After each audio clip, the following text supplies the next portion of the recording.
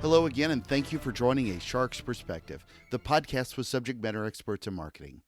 So if a picture is worth 1,000 words, then surely a marketing technology infographic with over 7,000 company logos must be worth one of the most used PowerPoint slides of all time, right? I mean, surely you've seen the MarTech 5000 landscape graphic that shows how much marketing technology there is out there today. Scott Brinker is the VP of Platform Ecosystem at HubSpot, editor at chiefmartech.com, the program chair of the MarTech Conference, a subject matter expert at marketing technology, and yes, he's the guy behind the MarTech 5000 landscape graphic. And on this episode, we'll discuss the explosion in how much we as businesses depend on marketing technology, the MarTech Conference, the role of a marketing technologist, and how not to get overwhelmed by all of the rapid pace of technological change. So let's tune in to a founding father of MarTech with a graphic shark on this episode of A Shark's Perspective.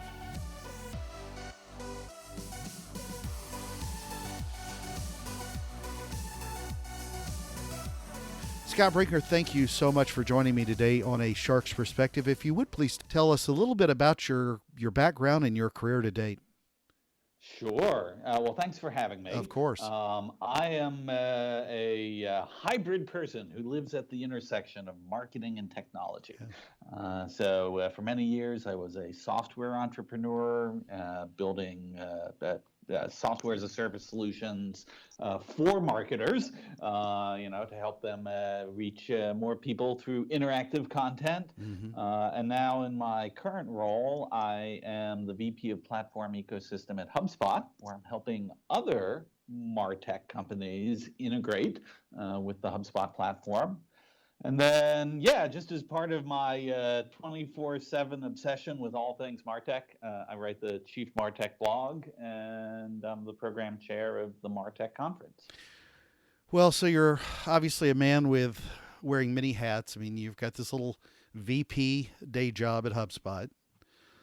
You're editor of a blog that's read by 40,000 plus, busy trying to run a couple of conferences, which just so happen to have two big events every year. You're an author, and you're responsible for the most used or overused PowerPoint slide of all time with the MarTech 5000 landscape. Have you thought about sleep? I do, but when I sleep, I dream of MarTech. So. I bet. Well, how does it feel to be a founding father of the MarTech industry? I love that title. Wow. Yeah. I'm not entirely sure I can take credit for that. But it's been really fascinating to just watch this industry absolutely explode over the past 10 years. Yeah. I mean, I never expected it to take on the scale that it did, at least certainly not as quickly as it did, once things started happening around 2012, 2013. Man, the momentum just took off like a rocket. Well, I'm sure when you were early on in your career, you didn't think you would necessarily be known as the, visual tech stack guy. But, so tech stacks and the MarTech 5000 marketing technology landscape. I don't know if you realize how many speakers at conferences you've made better because they walk out there, set up their intro slide with who they are, and then they show the MarTech 5000 slide and wait for everyone to ooh and ah. And this is one of those, if I had a nickel for every time I've seen that slide, but myself, every time I see it, I also ooh and ah. But seriously, it's amazing when you can visualize this with so many logos. I mean, what's the count up to now? We're in the 7,000-ish number, more or less? Yep, and that's what was for last year. Yeah. We're in the process of doing the data research here for the 2019 edition. And you unveil that at San Jose every year? Yep. So we'll have that out here on April 3rd or 4th at the next event. Well, it's so much more powerful than just listing out the tech or, saying a big number.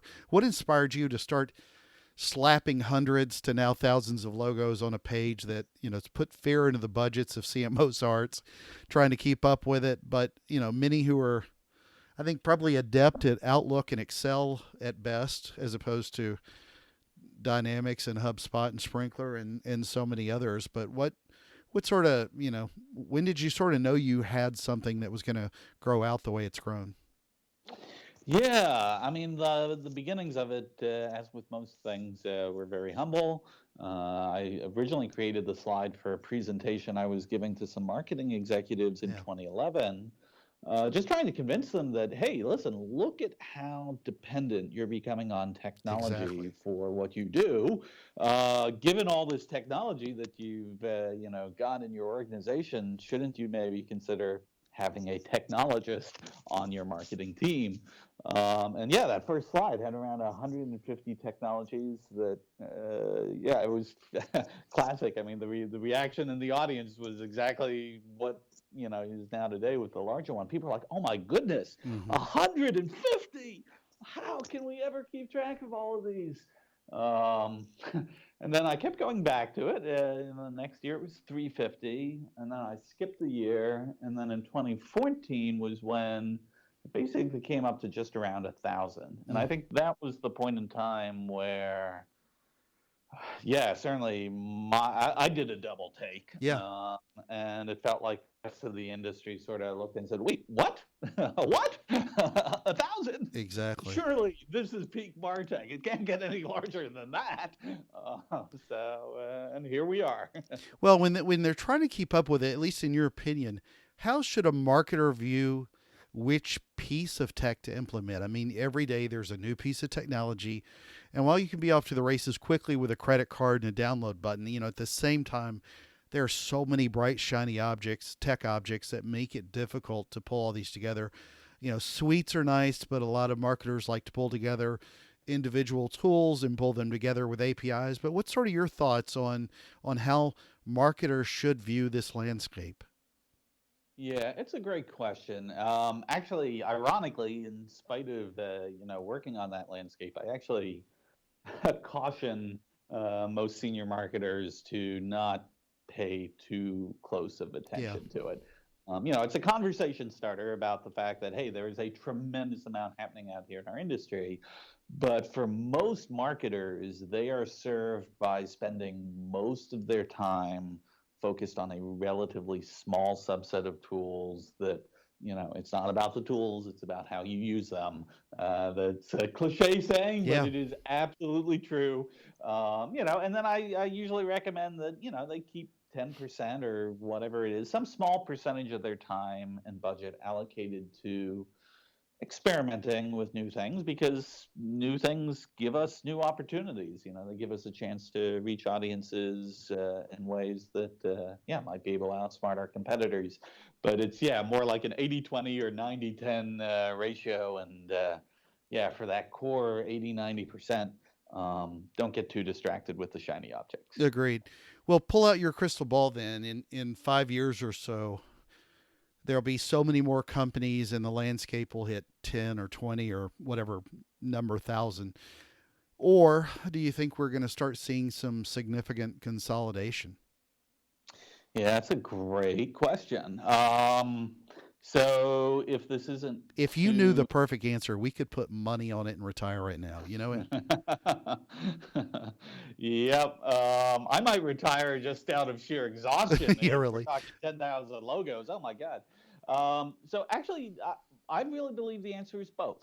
Yeah. And I was recently writing about this, on this trend towards platform ecosystems, which, given what I do at HubSpot, I'm biased. This is on my mind. But I really do believe we're seeing like a relatively small number of core platforms Right. in the industry. And Adobe, it's Salesforce, it's Oracle, it's HubSpot on the SMB side. And as these platforms get more open, I mean, all of them are opening up more APIs. They're providing greater extensibility. Many of them now have, third-party developer programs where apps can be certified and, distributed through a marketplace. It actually, by having that consolidation of a few platforms, it actually makes it easier for niche developers to Mm-hmm. create more specialized apps on top of those foundations. I mean, Mm-hmm. the analogy here is, I mean, it's not it's not this simple yet, but the analogy is something like the iPhone. I mean, the standardization on iOS and Android actually unleashed this tremendous wave of Absolutely. innovation of app development, because people were like, okay, finally we got something we can build on. Okay, there's two choices, iOS or Android. Heck, we can probably just do both. And the experience, of those things were just so much more tightly integrated than, frankly, a lot of what we've called integration in the MarTech space to date. So with the landscape, when you're putting all that together, how long does that typically take you to sort of sort through with your team? And at the end of it, do you just want to cry uncle and tap out? Yeah, it's funny. It's like almost every year when we're done with it, It's a party. it's like as soon as we actually, it would be a party, it would be Yeah. exhausting. As soon as we publish it, almost inevitably, like I become aware of like some error, like, Yeah. oh, we totally missed this company here, or we put Right. them in the wrong category, or we Yeah. used the wrong logo, and always the thing is like, can we just fix this one little thing? And I'm Oh, I like, know. no, I can't. Sorry, I love you, but I'm done for at least 6 months. I bet. It's a lot. We got a team now of about 10 different people working on this project for 2019, and yeah, but it's fascinating. I mean, I still really enjoy the process, Oh, I because for bet. me, it's a great way to just survey what's happening in our industry. What are the trends? What are the things that are changing? What's coming up that's new and exciting? Again, I'm a MarTech nerd, so No, this is listen, I tell really you, fun. I think you and your team have done as, I mean, when you can take a 30,000 foot view of anything, it gives you, if you really take the time to look at it, it gives you just a tremendous view of where we are in the marketplace today. I think it's amazing. I 100% with you. I'm sitting here looking at it right now, and I mean, when you just look at, from an SEO or from an optimization, personalization, and testing category, or for a social media marketing and monitoring category, it's just amazing to think of how to pull all these together. And anybody that doesn't look at it, I think it hurts them not to. So let's talk a little bit about the conferences then, about MarTech West in San Jose in the spring and MarTech East in Boston in the fall. How did the MarTech Conference get started, and what kind of attendance do you typically see at the two events? Yeah, so we started the conference in 2014. The team, Third Door Media, who produces the websites Marketing Land, Search Engine Land, they've done the conference, the SMX conference Okay. for many years in search marketing, and I've known those folks for a while, and so they approached me about launching a conference, and I was wise enough to know that I know nothing about the conference business. Yeah. And as I've learned about the conference business, it's talk about some sausage making. Yeah. But yeah, we reached an agreement here that they would produce this conference and run it, as I say, do all the hard work, and I would be able to focus on just the content and yeah, bringing together the speakers and topics. So that's worked out beautifully. The event in both of them somehow have approximately between 1,000 to 2,000 attendees. Sure. It varies depending on what other conferences are colliding at the same time. Because as it turns out, there are so many Oh my conferences on Lord. any given week. There's at least three. But what we've really tried to do is carve out this space for for people who are at this intersection, people who are, marketing technologists, they're working in marketing operations, they're maybe a Anybody head of thinking about marketing. digital transformation?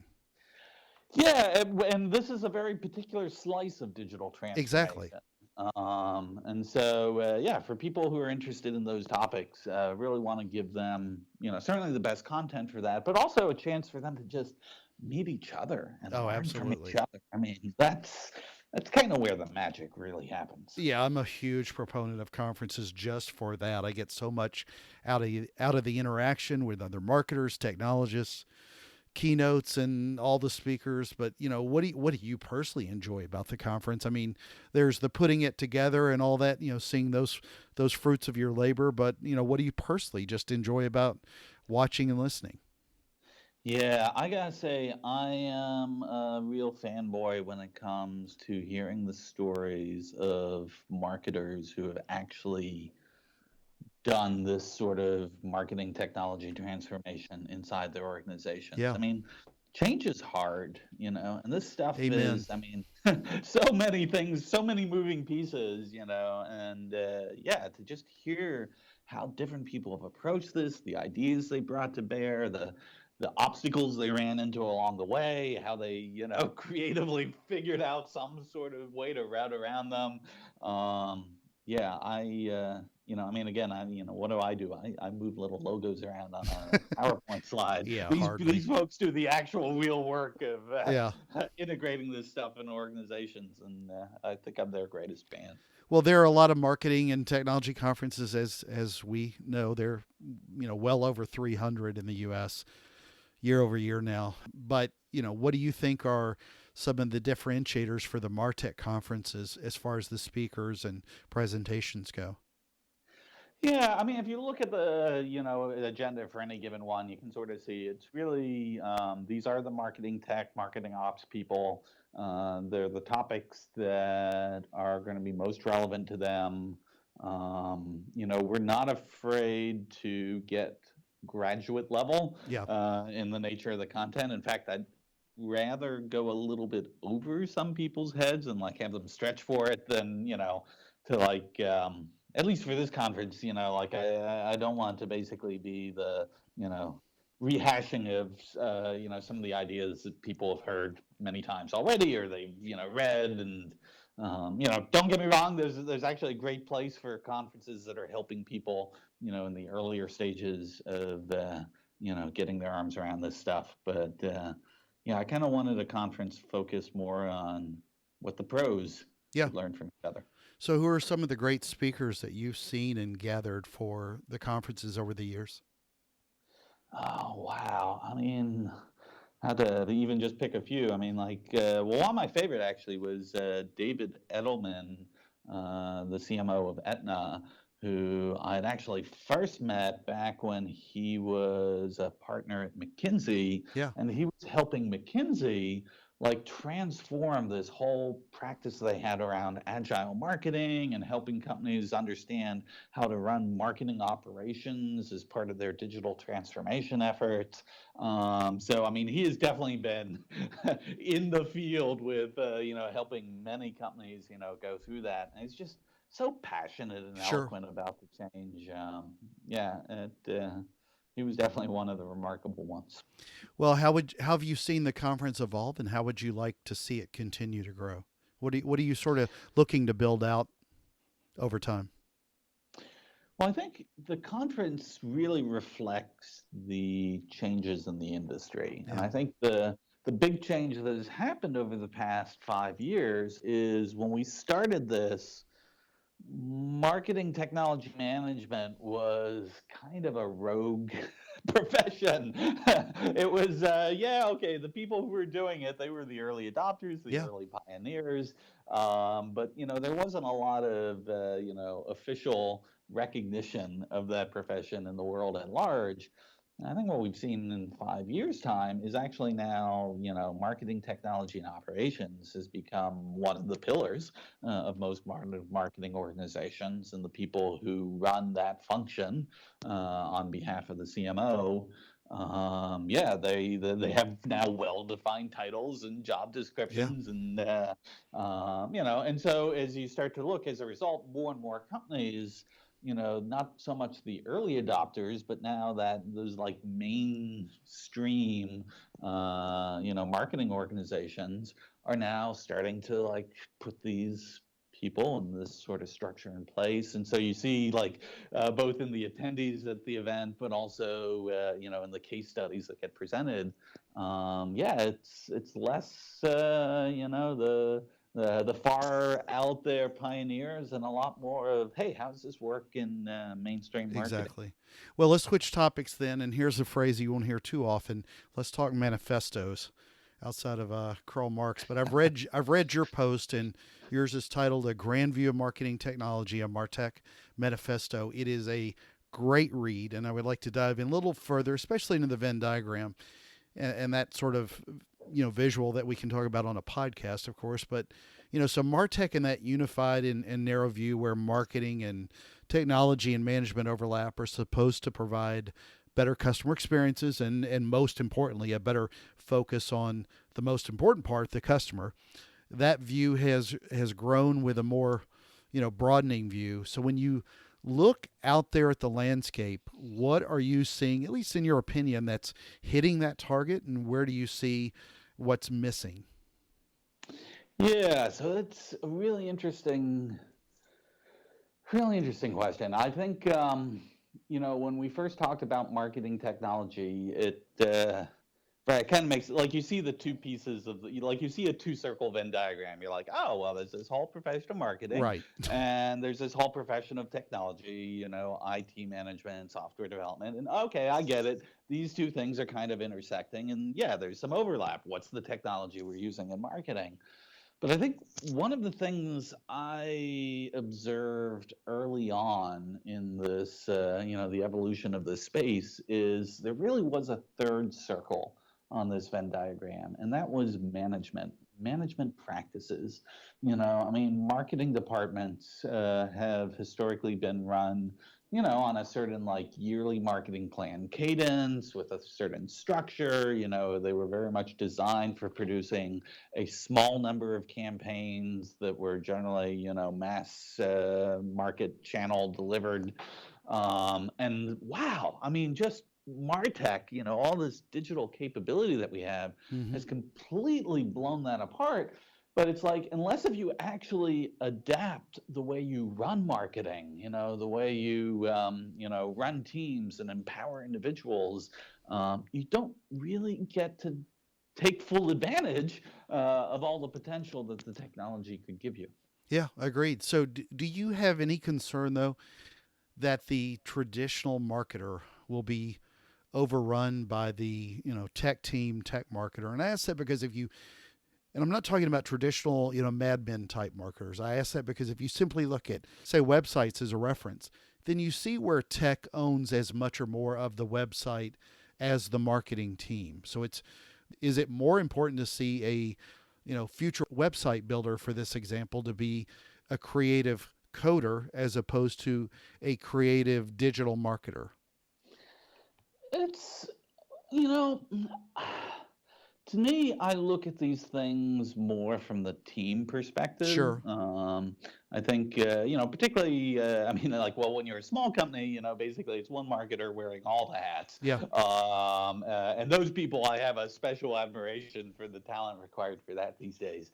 But as you get larger, it's more about just the mix. And I think you want two things. You want, on one hand, people who bring strength in certain areas, right? You're going to want someone who's really good at the analytics. You're going to want someone who's really good at the creative. You're going to want someone who thinks in terms of systems and processes and how do you connect, these apps together. You want people who really focus on understanding the market and customers and, how do you communicate and engage with them? There's all these things that are, you kind of need the collective whole of that for marketing to work today. And so I think you want people who bring each of those different specializations, but at the same time, regardless of where their strength is, they really have an appreciation for the strengths that the other people on the team are bringing too. And there's just yeah, it's a sense that we are all in this together. It is a collaboration in a way that I think is much more so than, a couple decades ago in marketing, where you're like, okay, well, the creative person will develop, the ad, and then there'll be some completely unrelated group that will focus on media planning and placements for this, and then some other completely different group that's actually, engaging with the customer, and just totally disconnected silos. Well, Scott, when you take a high level view, what are some of the themes that you see emerging in the types and complexity of marketing technology? So, the thing that's the most difficult for all of us is the technology is changing at essentially an exponential rate, between all the different, companies and innovators and startups and, giants that are, building away. It's just the pace of technology is exponential. The problem becomes we as individual human beings and collections of human beings together in organizations, we just do not absorb change at an exponential rate. Yeah, Change exactly. is hard. And so, I have so much empathy for marketers, really, at whatever level they're at, whatever organization they're at. I have yet to meet a marketer who doesn't feel at least once a week like, wow, I am completely overwhelmed by all this sort of stuff. And the only like silver lining I can offer is like, I assure you, everybody, and I mean everybody in this space feels that way. Right. This is the great 21st century management dilemma. And Such a good point. yeah, we're all working through it together. Yeah. Well, Scott, it is that special time in the show. Are you ready for the 5 most interesting and important questions that you're going to be asked today?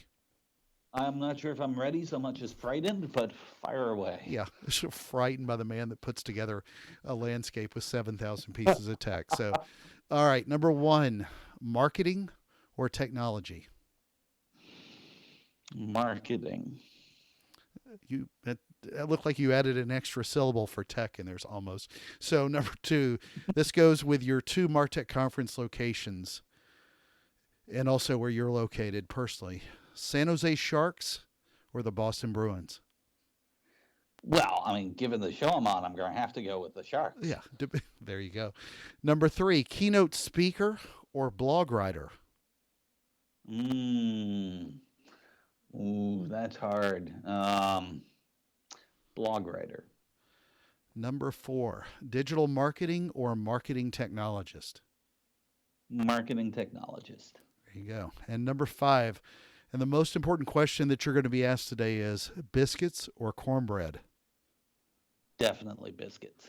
Good man. Scott, where can people search and find out more about you, read the blog, see you keynote at a fantastic conference, and so on?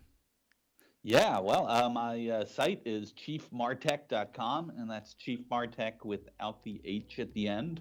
That's a story for another day. And I'm also at Chief Martech on Twitter. So, yeah, feel free to reach out. We'd love to chat.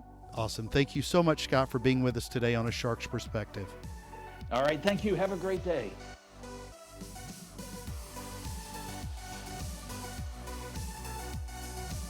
So there was my conversation with Scott Brinker, the VP of Platform Ecosystem at HubSpot, editor at chiefmartech.com, the program chair of the MarTech Conference, a subject matter expert at marketing technology, and yes, he's the guy behind the MarTech 5000 landscape graphic. Let's take a look at 3 key takeaways from my conversation with him. First, so if you haven't seen it, just go Google the MarTech 5000 landscape. It's an impressive piece of artwork, if you will, and the amount of technology can seem completely overwhelming to any C-level suite executive or any marketer who is simply behind the cockpit of each of these pieces of tech. But Scott cautions marketers to not worry too much about keeping up, and rather to focus and serve your time on a relatively small set of tools. At the same time, keep some small amount of time or budget, say 10 to 20%, in order to experiment. As he said, don't get too distracted with the shiny objects. Second, MarTech management was early on just a few years ago, but it's evolved so much and has become a pillar for success for a lot of companies now, with well-defined titles and job descriptions. It's becoming mainstream now and needs to if you want to really utilize fully what you've bought. As he said, when comparing before to now, MarTech, all this digital capability that we have, has completely blown that apart. But it's like, unless if you actually adapted the way you run marketing, the way you run teams and empower individuals, you don't really get to take full advantage of all the potential that the technology could give you. I couldn't agree more. You've heard me talk on several episodes about MarTech being underutilized and how you've got to help people adapt to this change with new tech. And most importantly, you've got to have someone focused on this tech in order to be lasered in on improving that part of the customer experience and focus on the customer. Third, for people like me who really enjoy conferences, the MarTech Conference is a fantastic opportunity for people who love marketing technology management to network and meet the people who similarly work in this space, learn from their ideas and best practices, and just immerse yourselves contextually within marketing technology to help grow your business. Got a question? Send me an email to kenneth@asharksperspective.com. It's been my privilege to spend this time with you in order to discuss another one of the many components that makes up marketing today. So as Albert Einstein once said, imagination is more important than knowledge. So go do something smart, because I imagine you'll be joining us on the next episode of A Shark's Perspective.